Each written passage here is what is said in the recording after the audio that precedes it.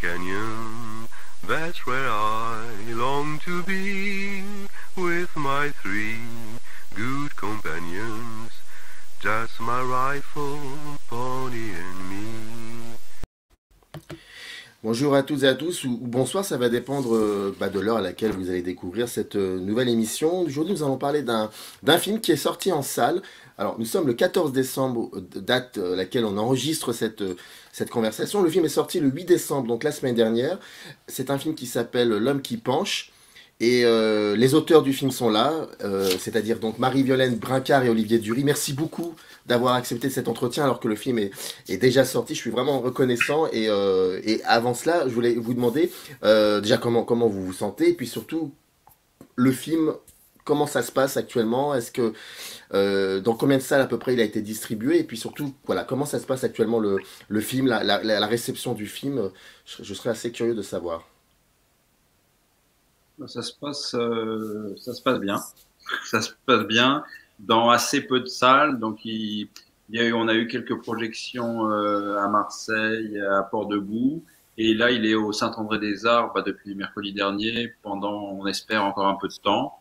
Et il y a un peu de monde. On peut pas dire non plus que ça soit... voilà, c'est, je crois, la période qui veut un peu ça. Il y a beaucoup de films, c'est un peu embouteillé.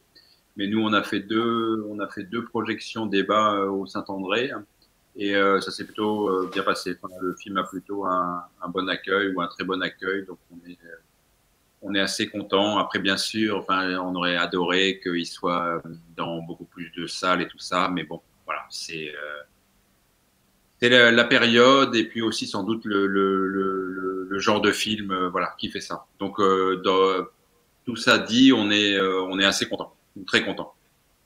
Non, je voulais juste rajouter aussi il y a aussi des personnes qui viennent nous voir à la fin des projections et qui sont absolument bouleversées par le film, ce qui est très poignant pour nous. Et c'était vraiment important de rencontrer justement ce public, parce que c'est quand même un film qui a été empêché, comme beaucoup, par le Covid, puisque la première du film, c'était quand même le 14 mars 2020. Donc le début du confinement, et les premières sorties du film, ça a été au Polygone étoilé à Marseille et, Ah oui, et très bon. à Paris, et je trouve que c'est deux lieux qui ressemblent totalement à Thierry Metz, et dans lequel d'ailleurs l'accueil a été assez incroyable, et j'aime bien finalement cette sortie. Je trouve que voilà, ça ressemble aussi à ce poète.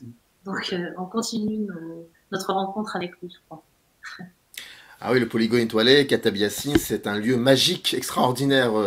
C'est vraiment un espace très très important, et je les salue affectueusement parce que voilà, et merci d'exister, merci d'exister. Écoutez, c'est dans la cinéphilie ou dans la critique de cinéma, bon, c'est un pléonasme, mais on a souvent tendance à dresser comme ça des listes de 10 meilleurs films de l'année. Et généralement, on commence début décembre, et puis d'un seul coup, il y a un film qui arrive.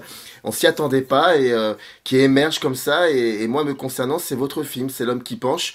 Je suis sorti, enfin, je suis pas sorti parce que malheureusement, je l'ai vu via un lien de visionnage, mais en tout cas, je suis bouleversé par votre film, parce que en le voyant, c'est bien ça, c'est vraiment qui émerge, parce que quand on regarde le premier plan du film, il faut savoir que c'est un film, donc, pour le coup, vous êtes là actuellement aujourd'hui en face de moi. Il y a deux voix qui vont parler d'une troisième voix qui était celle d'un poète ouvrier qui s'appelait Thierry Metz. Et dans ce film, en fait, il y a les textes, certains textes de Thierry Metz, et puis il y a des plans. Il y a une conjugaison comme ça de ces deux aspects, et ça donne effectivement un film bouleversant. Je le décris très mal, on va en parler encore, vous allez en parler mieux que moi, mais ce que je voulais vous dire, c'est que l'ouverture du film est extraordinaire. Alors, pour celles et ceux qui ne l'ont pas encore vu, il faut imaginer, donc c'est un plan fixe, large de la campagne. En second plan, il y a une espèce d'arbre qui est caché par un brouillard qui déchire comme ça le plan. Et puis au premier plan, il y a des poteaux électriques. Et puis d'un seul coup, il y a des oiseaux, ce qui est très important, les oiseaux chez Thierry Metz, qui arrivent comme ça sur les poteaux électriques. Et puis il se passe un truc, c'est que le brouillard se dissipe, il y a quelque chose qui transparaît à l'écran, qui émerge. Il y a une voix de femme ou de fille, je ne sais pas, qui dit attends-moi, quelque chose comme ça. J'ai trouvé, et là je me suis dit, le film me promet quelque chose. Et finalement, il a tenu promesse. Et c'est ce mot-là, c'est émergence, et j'ai l'impression que c'est ça, ça sort de quelque chose. Ce film sort de quelque chose, les textes sortent de quelque chose. C'est très très intemporel, c'est bouleversant, et c'est l'un des plus beaux films que j'ai vu cette année, et j'en suis vraiment reconnaissant. Et c'est cette idée d'émergence, je sais pas si vous êtes d'accord avec moi là-dessus, mais en tout cas, j'ai eu cette sensation-là. Ben, merci, en tout cas. Ouais. Enfin, c'est très touchant, d'autant plus que je me rappelle d'une époque dans la fabrication du film, au montage, dans les projections de travail, où plusieurs personnes nous avaient dit le risque de ce plan, c'est qu'ils mettent la barre trop haut et qu'après le film ne puisse pas suivre ça. Donc en fait, comme nous, on y tenait quand même pas mal à ce plan parce qu'il nous parlait, il nous semblait parler vraiment du film, de la poésie de Thierry Metz, enfin que c'était vraiment un bon plan de début. Il a fallu qu'on travaille suffisamment pour essayer que la suite soit à peu près, on espère en tout cas, à la hauteur. Oui, Non, il y mais a, en il fait, y a- c'était tellement, ce plan est tellement incroyable, hein, même pour nous. C'est-à-dire de filmer ce paysage absolument magnifique et tout d'un coup, justement, ces oiseaux qui arrivent sur le fil. C'est à la fois la surprise du réel et puis aussi le fait de toujours poser cette caméra, parce que je me rappelle qu'on posait souvent notre caméra à cet endroit-là, et soudain les oiseaux arrivent. Donc,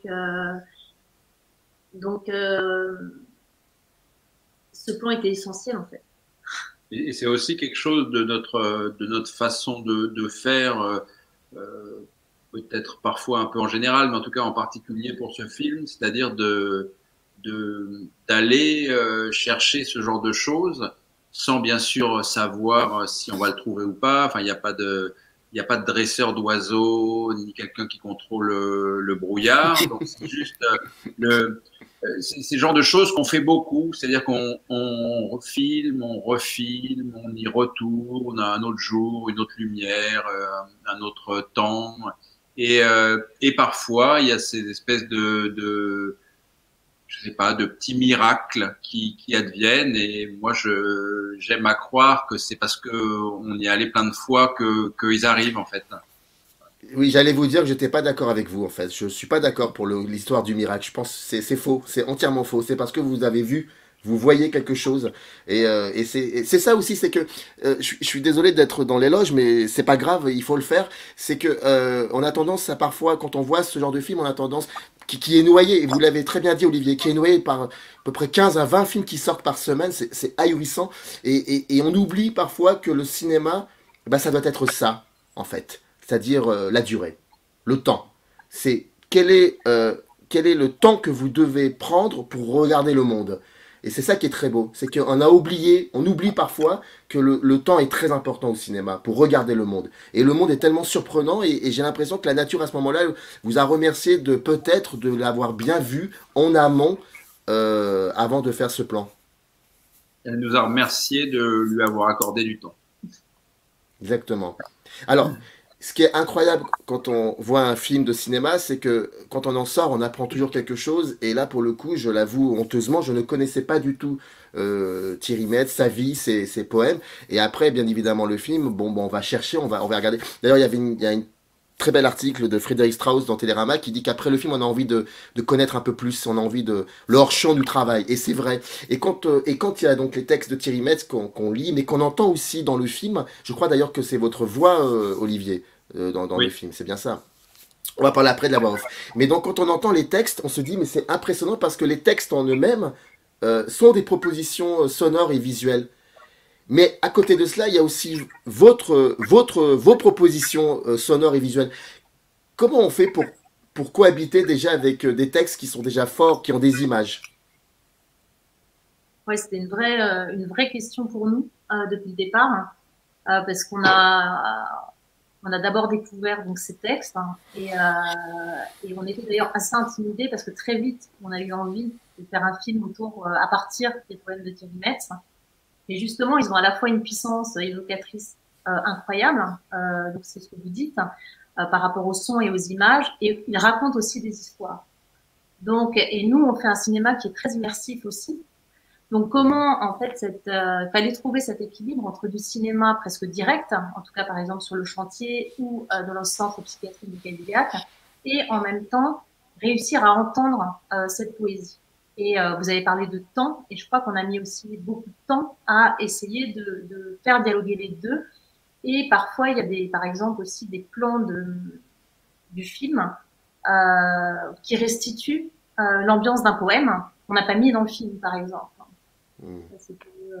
Non, mais c'est vrai que ce que Marie disait, on était très intimidés au départ, parce qu'on n'avait jamais fait ça, mais de faire un film autour de l'œuvre d'un artiste.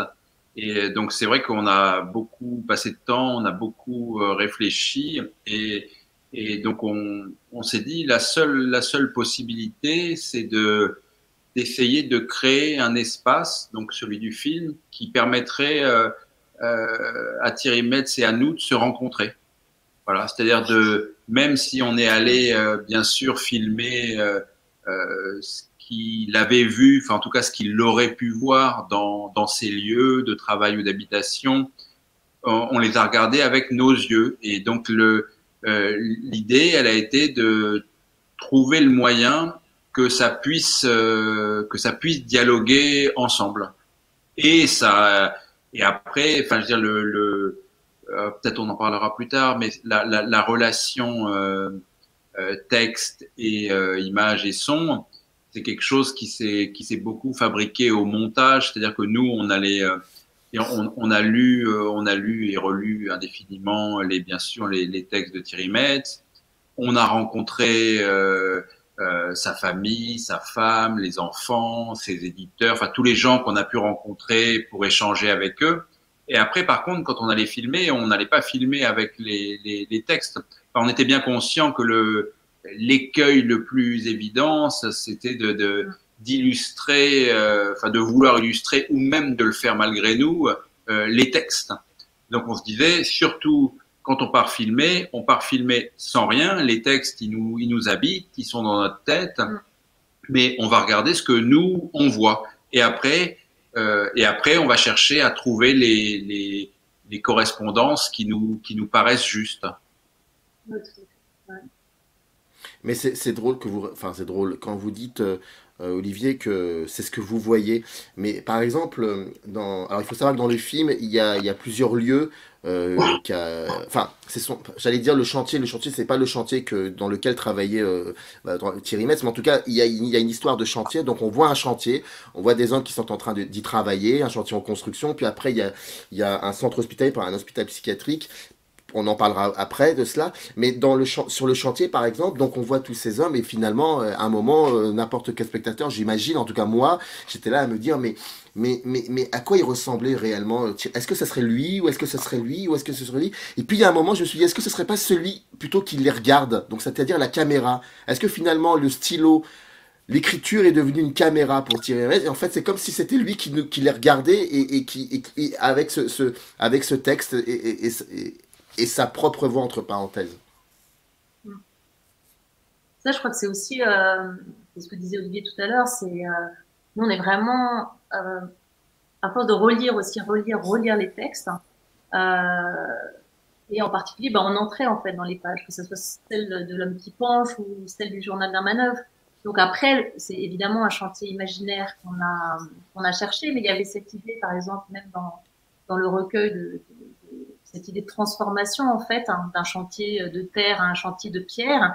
Donc c'est aussi ce qu'on suivait. Il y avait dans le journal d'un manœuvre, il y a tous les ouvriers, il y a des portraits des ouvriers, du chef, de l'architecte, qui sont très vivants. Et nous, on a cherché aussi à travers nos cadres à retrouver quelque chose à la fois de ces hommes, comme vous dites, et du travail qu'ils pouvaient faire. Donc, je crois que c'était une des directions qu'on a cherché en tout cas, enfin, qu'on a suivi.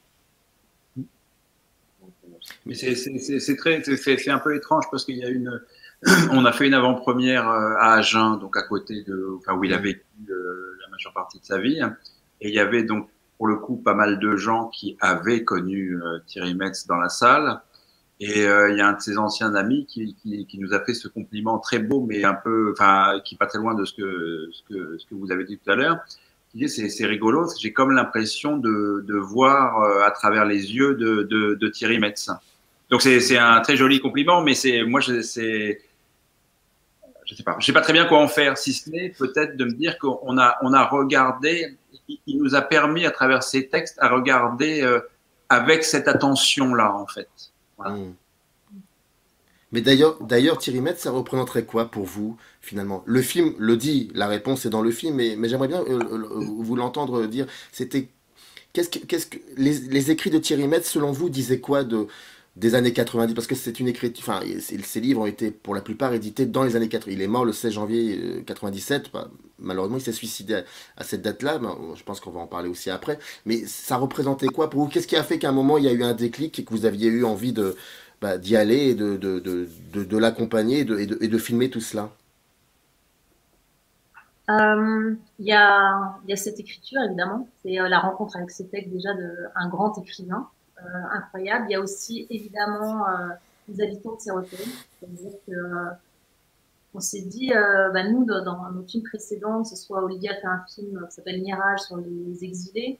On a aussi travaillé dans le 93 sur les habitants, sur les jeunes des quartiers. Et on faisait entrer en fait dans nos films aussi des personnes qui étaient souvent soit dans les marges de la société qu'on voyait jamais, ou alors au contraire qui étaient défigurées en particulier par les médias. Et il y a une colère en fait aussi. Il y a une colère aussi chez Thierry Metz par rapport à ça. Donc nous, évidemment qu'on a été sensible au fait que le journal d'un manœuvre, voilà, c'était déjà les personnes qui faisaient exister à travers ça, des gens en fait, ces personnes qui ont toujours des prénoms qui existent, hein, vraiment, qui fait exister à travers, je veux dire, un poème, enfin un paragraphe, et on est avec eux dans le centre psychiatrique, c'est aussi c'est pareil, c'est jamais des patients, c'est pas des pathologies, c'est des prénoms, c'est des personnes qui nous accompagnent. Et du coup, évidemment, nous, c'était une passerelle incroyable par rapport à notre désir de faire du cinéma et voilà, d'aller rencontrer plutôt des personnes qu'on ne voit pas ou mal. Ouais, donc il y a plein de choses en fait. Enfin, même presque plus on a avancé et plus il y avait de choses. Il y a par exemple il y a une dimension politique très grande dans l'écriture de Thierry Metz. Enfin, et dans sa vie aussi, il y a cette volonté de ne pas s'élever autrement que dans la création. C'est d'être totalement, même si c'était dans les années 80 où ça s'est pas tellement amélioré depuis, c'est cette volonté de dire non aux choses, à l'argent, à la réussite sociale et à dire moi ce que je veux faire c'est écrire et c'est ça qui est important dans la vie. Donc ça bien sûr ça nous touchait énormément ce choix parce que c'est quand même c'est un choix qui est pas facile. Enfin, il vivait dans des conditions quand même relativement difficiles, ouais, en bossant à minima pour gagner un peu de sous et pour avoir le temps après d'écrire. Donc c'est un engagement très fort. Ouais, très fort. Et après, non, mais il y a plein de choses. Il y a par exemple, on en parlait un peu tout à l'heure, des oiseaux, de la nature, des arbres, enfin, nous, c'est quelque chose qui traverse notre cinéma depuis un peu le début. Et donc, ça faisait encore une passerelle de plus. Ouais, puis par exemple aussi, c'est l'importance aussi des mots. Il dit que par exemple, on avait entendu un entretien qu'il faisait avec des étudiants ou des gens de. Il avait été invité dans un lycée technique. Pour parler de ses textes. Oui, de ses textes. Et puis, a priori, la poésie, c'est pas très vendeur. Et lui disait à quel point, pour lui, les mots, c'était pas rien, qu'il avait bien fallu des mots, en fait, pour réaliser, par exemple, l'extermination, parce qu'il était vraiment très, très obsédé, évidemment, par cette question, qu'il avait fallu qu'il y avait eu des mots échangés pour construire les baraquements et les fours crématoires. Et il imaginait la conversation du maçon allemand et il ajoute de la rigolade peut-être. Et en fait,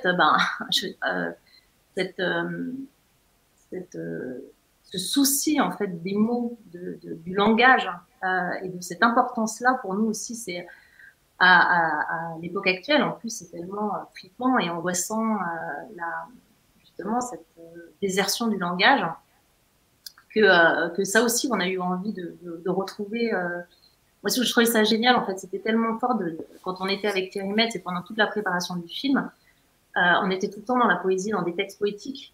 Donc, et ça, je trouve que je pense que ça nous a aussi beaucoup accompagnés. Ça fait du bien. C'est vrai que quand on voit où on en est aujourd'hui, par rapport à cette question des mots et du langage, c'est vrai que il avait vu un peu devant lui, j'ai l'impression, il avait pris un peu d'avance quand on voit à quel point c'est maltraité aujourd'hui et que tout ça tous ces mots n'auraient aucun intérêt, alors que c'est quand même eux qui fabriquent le monde dans lequel on vit, quoi. Et je voulais rajouter aussi une chose qui nous avait frappé aussi par rapport à notre rencontre avec l'homme, aussi avec Thierry Metz, parce qu'on l'a pas rencontré, mais on l'a rencontré à travers ce que les autres nous en disaient, mais il parlait de la poésie comme une expérience de vie. C'est-à-dire qu'il vivait vraiment en poésie. C'est-à-dire que la poésie, c'était pas quelque chose d'à côté de lui, c'était vraiment quelque chose qui vivait essentiellement, évidemment. Et il se trouve aussi que les notes sur le cinématographe de Bresson étaient un de ses livres de chevet. Et c'est vrai que le cinéma, c'est pareil. Je dirais que c'est une expérience de vie. Enfin, c'est notre vie. On se lève, c'est notre vie entière, quoi. On se lève le matin, on parle de cinéma. On se couche, on parle encore de cinéma. C'est le cinéma, c'est ça aussi. C'est vraiment qu'est-ce que c'est que voilà. C'est vraiment aussi une question. C'était un film aussi, nous, ce qui nous intéressait sur la création. C'est quoi ce rapport à la création, le rapport qu'il avait à la création, qui nous a beaucoup intéressés. Alors là, je suis assez impressionné d'entendre que son livre de chevet était Notes sur le cinématographe de Robert Bresson. J'allais vous demander quel était son lien avec le cinéma. Ok, là j'ai la réponse. C'est perturbant, en fait. C'est assez perturbant, mais il y a comme ça une idée de revenir à l'origine, au sens premier du mot, comme on doit aussi revenir un peu au sens premier d'une image. Il y a un acte de résistance, j'ai l'impression aussi dans votre, je vais pas utiliser le mot entreprise, dans votre projet de faire ce film. J'ai l'impression qu'il y a de cela aussi, c'est de résister à l'uniformisation des plans, des images, résister à l'uniformisation des mots, de la pensée. D'où ce premier plan extraordinaire qui dit, en gros, nous, on vous promet autre chose. Ouais. Non, mais oui, c'est assez juste. C'est assez juste. Par exemple, ce temps du cinéma ou ce temps au cinéma qui nous est imposé, cette accélération, bon, en même temps qui est en adéquation avec le monde dans lequel on vit. Mais c'est vrai que il faut trouver le moyen, ou il faut se battre pour trouver ce moyen de faire autrement, parce que ça réduit tout. Si on est tous obligés de faire des films dans le même format d'image, dans la même temporalité, où toutes les 10 secondes, il faut changer de plan, ça perd un peu de son intérêt. Nous, ce qui nous intéresse, on est comme Marie l'a dit, mais on est des très grands amoureux du cinéma. Mais on peut regarder un film d'action de bonne qualité, et puis un film de Bresson, et puis un film expérimental, et puis voilà. Et ce qui nous intéresse, c'est aussi cette diversité de formes, de manières de raconter des histoires. Voilà. Donc c'est vrai que il y a un côté un peu de résistance, voilà. Voilà. Comment vous parliez à un moment du montage. Je sais qu'il y a c'est les coulisses, quoi, mais je suis effectivement assez. Ça a mis combien de temps? Vous avez mis combien de temps pour faire le montage de ce film? On a mis longtemps. En fait, ça s'est étalé sur une période d'à peu près 2 ans. On n'a pas travaillé tous les jours, mais on a quand même travaillé peut-être 8 mois ou 10 ou un truc comme ça. En fait, on est parti un peu dans une mauvaise direction au départ, avec une grande quantité de matériaux qu'on avait du mal à organiser. Donc on a eu, on va dire, un début assez pénible. Donc on a arrêté. On a repris un peu avec Marie à travailler tous les deux, parce que le film le film était mort, enfin, Ouais, il était inerte, il ne vivait pas. Mm. Et on a travaillé un peu tous les deux. Après, on a eu la chance de rencontrer Kouteiba Baramji, avec qui on a monté, on va dire, euh, la suite, mais en fait, en gros, tout le film. Et, euh, et là, c'est là ça où s'est le ranimé. film s'est ranimé, comme un peu nous, on s'est ranimé aussi. Ouais. C'est-à-dire que c'est aussi, enfin, ça paraissait évident qu'on allait faire ça dès le début, mais on n'arrivait pas à le faire. Et là, on a réussi. C'est-à-dire que il y avait des images, il y avait des sons, il y avait des textes, et on a considéré les trois exactement à la même hauteur, à la même place, et on a travaillé avec ces trois matériaux. Et c'est là qu'on a réussi petit à petit à commencer à trouver le film. Après, c'est assez compliqué parce que comme c'était pas, enfin, voilà, on avait ces images, on avait ces sons, on avait ces textes, enfin, on a enregistré tous les textes pour avoir une voix témoin, pour pouvoir mettre ce qu'on voulait mettre, voilà. Et après, tout le travail, ça a été de trouver les moments où les images et les textes racontaient quelque chose de plus et pas, bien sûr, de moins. C'est-à-dire que ce qui nous est arrivé, au début, enfin, c'est que, par exemple, les textes de Thierry Metz prennent toute la place, c'est que l'image ou les sons qui les accompagnaient n'avaient aucun intérêt. Ça pouvait, enfin, l'inverse est arrivé aussi, par exemple, à l'hôpital psychiatrique, où si on rentrait trop dans les gens de l'hôpital, dans ce qui se passait, bah, d'un coup, on se désintéressait de Thierry Metz. Donc, il a fallu trouver cet équilibre où les deux ensemble créent quelque chose de plus et éventuellement du cinéma, quoi. Mais à ce moment-là, pardonnez-moi, excusez-moi. Allez-y, je vous en prie. Ça s'est fait vraiment à tâtons. Enfin, nous, on avait des textes, on essayait des textes, on avait les plans, on voyait comment ça marchait. Et puis bon, c'est pas un catalogue. C'est-à-dire qu'il fallait pas que ça marche non plus page par page. Il fallait aussi que ça fonctionne sur 1 heure et demie. Donc on a tâtonné comme ça, on a perdu des textes, enfin comme au montage, on a perdu des textes auxquels on tenait mais qui n'ont pas trouvé leur place, on a perdu des plans auxquels on tenait parce qu'ils n'ont pas trouvé leur place non plus, mais toujours de chercher cette correspondance. Il y a des textes, comme Marie le disait tout à l'heure, qui sont partis parce que on se disait que ce plan ou ces plans disaient quelque chose de ce texte-là, donc on n'avait pas besoin de le rajouter. Et essayez surtout de jamais être redondant, de pas répéter, de pas illustrer, bien entendu. Mais quand Olivier disait que les textes avaient été un matériau, enfin, avaient été comme des rushs, c'est tout à fait juste. C'est-à-dire qu'il n'y avait pas un choix préalable, on va choisir tel ou tel texte, et puis ça s'est pas du tout passé comme ça. On a même, enfin, Olivier a enregistré absolument tous les textes. On a enregistré avec Olivier tous les textes. Comme ça, on avait vraiment ce matériau-là à disposition. Et après, il y avait quand même le défi qui était de raconter aussi l'histoire.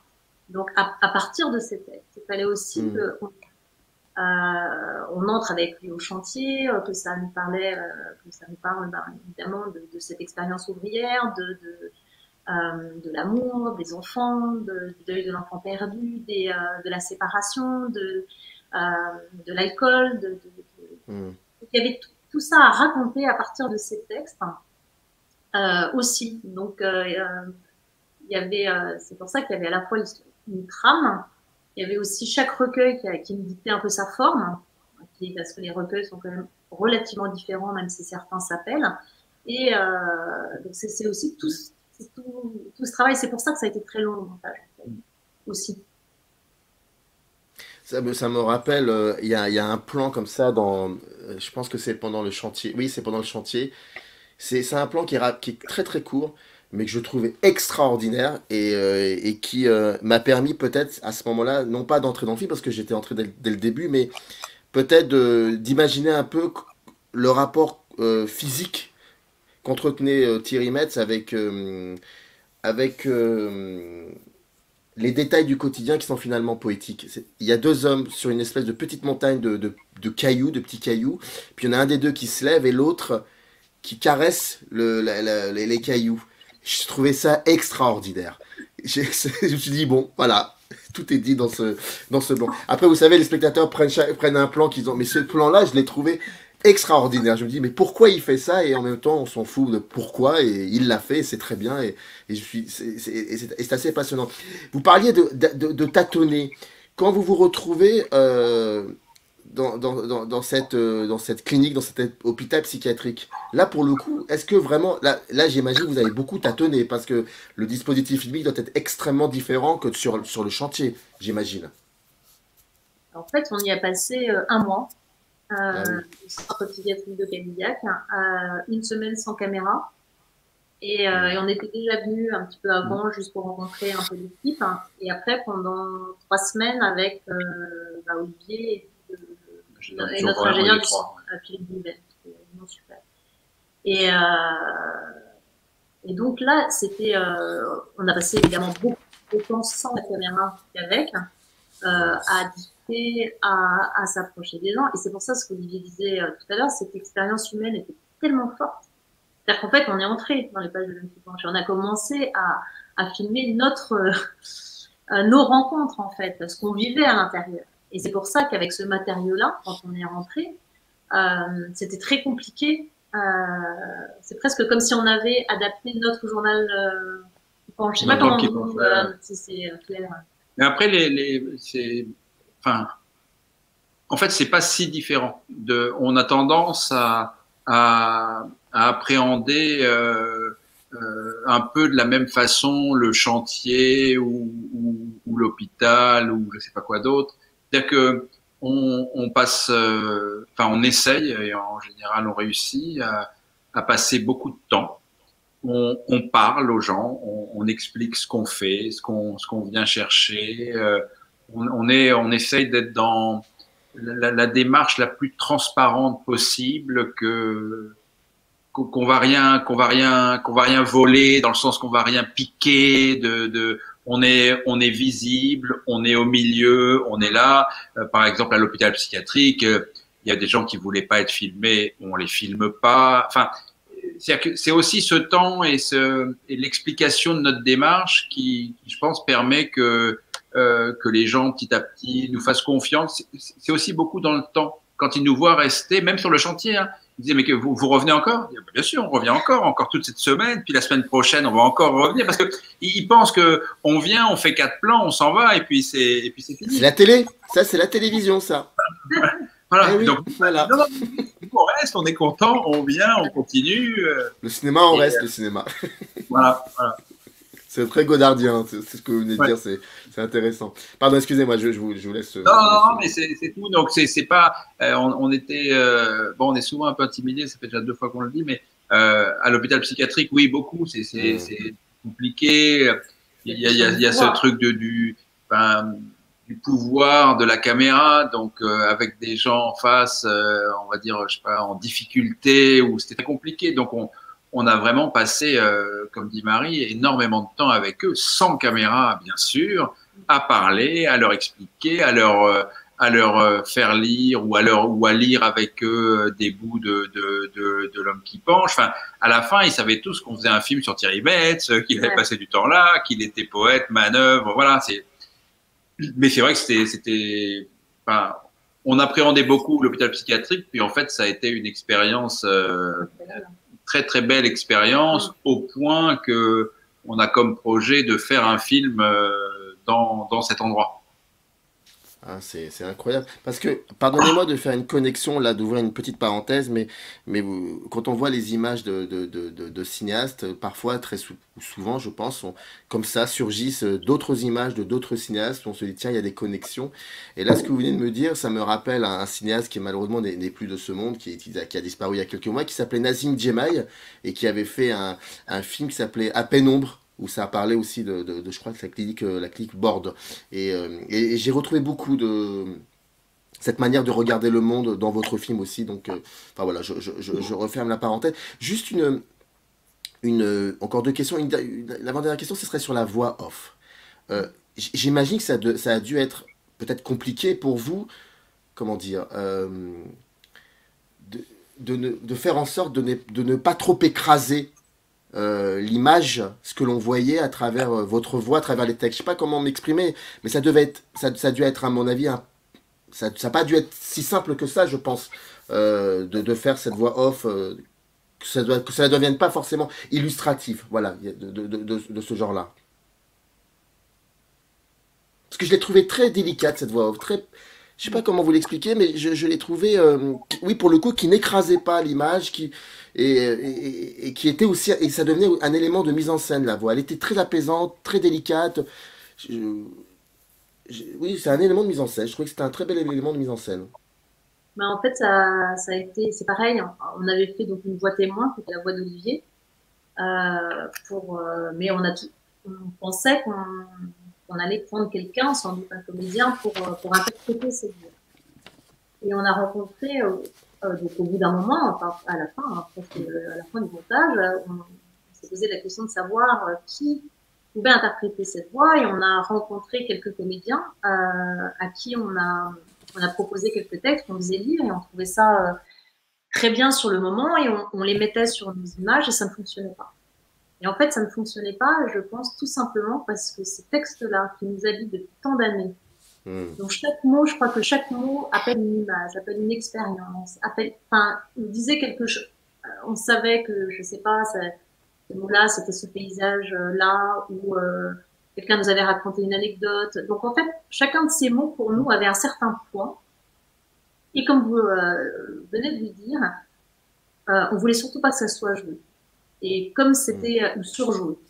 Et cette idée de texte presque retenu, cette une voix presque intérieure, en fait, c'est comme ça en fait qu'on lisait ces textes et qu'on les habitait. Je sais pas si toi Non, non, non, c'est ça. Donc on a pris tardivement. Mais après, c'est toujours pareil. Hein, c'est des décisions où, bon, bien sûr, il y a nous qui faisons le film, mais on le fait avec notre monteur, on le fait avec notre productrice. Donc ce genre de choix, chacun a un avis intéressant, enfin différent, oui, et, voilà, et intéressant. Donc on a tâtonné un peu, et puis on s'est dit bon, bah c'est Olivier qui va faire la voix, ce qui n'était pas du tout évident pour moi. Enfin, moi, je suis pas du tout comédien, je suis pas du tout très à l'aise dans ce genre de choses. Mais bon, j'ai accepté le défi. Et après, franchement, on a beaucoup ouais, travaillé, beaucoup travaillé. On s'est fait aider par des amis comédiens, par des amis metteurs en scène pour me diriger, essayer de. Enfin, ça a été oui, mon travail de comédien le plus grand de toute ma vie. Voilà, ça a été un gros boulot et jusqu'au bout. Enfin, c'est-à-dire qu'on a fait les textes et puis après on est revenu et puis on est revenu. C'est-à-dire que, en fait, on est allé. Je veux dire, parfois, on est revenu sur. Il y avait un poème où il y avait une phrase qui n'était pas, enfin, qui nous semblait pas juste, ou un mot qui n'était pas. On est retourné jusqu'à ouais. temps que qu'on se dise, ok, ça peut marcher. Oui, on a Et, fait plusieurs enregistrements. ouais. Et l'idée était bien sûr de pas. Enfin, je ne sais pas d'ailleurs si c'est neutre ou pas neutre, mais en tout cas de surtout pas en rajouter. C'est On a, bressonien. ouais, Bressonien. Au plus, voilà, voilà, bressonien. un gentil compliment. Et on a aussi, on a assisté, on a écouté beaucoup de Hmm. lectures de Thierry Metz pour voir quand ça nous plaisait, quand ça paraissait juste. Mais bon, voilà. Je trouve que c'est vraiment une écoute intérieure ici. Bah, Mais en c'est vrai tout ce que C'est cas, comme ça c'est comme ça qu'on les entendait. Donc en fait, on avait beau enregistrer d'autres personnes, on les entendait pas comme ça. C'est pour ça qu'on a fini par dire, bon, Olivier, voilà, il n'y a que toi où on va pouvoir aussi passer tout ce temps-là pour pouvoir travailler les textes. c'est vrai qu'à force de lire, relire, de rencontrer les gens, de passer du temps dans sa maison, dans le jardin, dans la ferme où il travaillait, c'est qu'en fait, euh, les textes, on les charge de sens qui sont bien sûr le nôtre ou les nôtres, mais et après on peut difficilement accepter que quelqu'un ait une autre interprétation que la nôtre, qui serait pas moins juste. Oui. Mais à un moment, on se retrouve contraint à faire avec notre interprétation des textes à nous, et donc notre façon de les dire. En les intériorisant. Ouais. L'homme qui penche donc est sorti le 8 décembre et que j'invite, je pense que celles et ceux qui ont regardé l'émission savent que vraiment c'est urgent, il faut aller le voir, c'est très important. Et j'avais oublié de remercier deux personnes sans qui cette émission n'aurait pas eu lieu, c'est Guillaume Morel de Survivance Distribution et Stanislas Baudry. Merci beaucoup à Guillaume et Stanislas. Merci Marie-Violaine et Olivier d'avoir accepté cet entretien, c'était assez passionnant. On n'a pas dit grand-chose sur le film, donc il faut y aller. Vous allez voir, il y a encore plus de choses dans le film. Et puis surtout, comme disait Frédéric Strauss, il y a le hors-champ juste après, c'est la lecture des textes de Thierry Metz, et ça, c'est indéniable. En tout cas, merci beaucoup, et puis longue vie à ce film. Merci beaucoup, en tout cas. Merci à vous. Au revoir. Générique. In the canyon, that's where I long to be, with my three good companions, just my